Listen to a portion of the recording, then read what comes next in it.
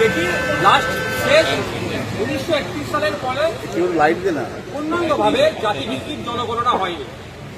2011 সালে এই জাতিভিত্তিক জনগণনা তথা আর্থসামাজিকভাবে মানুষ কোন জায়গায় আছে এটা হলেও 2014 সালে বিজেপি সরকার আসার পরে এই রিপোর্ট পাবলিশ তারা করেন। আর পশ্চিমবাংলার 2014-15 অর্থবর্ষে সেন্সাস হয়েছিল। বর্তমান সময়ে পশ্চিমবাংলার এবং দেশের ক্ষেত্রে জাতিভিত্তিক জনগণনা অত্যন্ত জরুরি বলে মনে করেছি।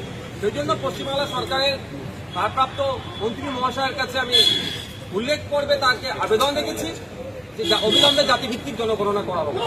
এই জাতিভিত্তিক জনগণনা করতে গিয়ে আমরা না করার ফলে আমরা যেটা দেখছি, জনজাতি উপজাতি থেকে শুরু করে অনগ্রসর হিন্দু এবং সংখ্যালঘু মুসলিমদের অর্থনৈতিক অবস্থান কোন জায়গায় আছে, তারা আর্থসামাজিকভাবে কোন জায়গায় আছে, চাকরির ক্ষেত্রে তারা কোন জায়গাতে আছে, বিভিন্ন স্তরে তারা কোন জায়গাতে আছে, তাদের লাইফ স্টাইলটা কোন জায়গায় দাঁড়িয়েছে সেটা সঠিক মূল্যায়ন করতে পারছি না।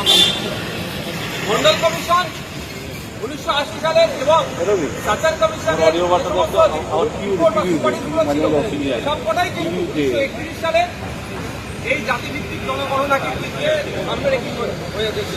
প্রায় 100 বছর হয়ে হতে চলেছে, এখনো যদি জাতিভিত্তিক জনগণনা না হয় পশ্চিমবাংলা সহ দেশের মানুষ কোন পর্যায়ে আছে আমরা জানতে পারছি না।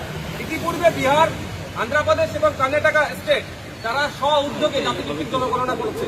পশ্চিমবাংলা সরকার যাতে করে সেই জন্য আজকে মেনশন করবে এটা উল্লেখ করেছে।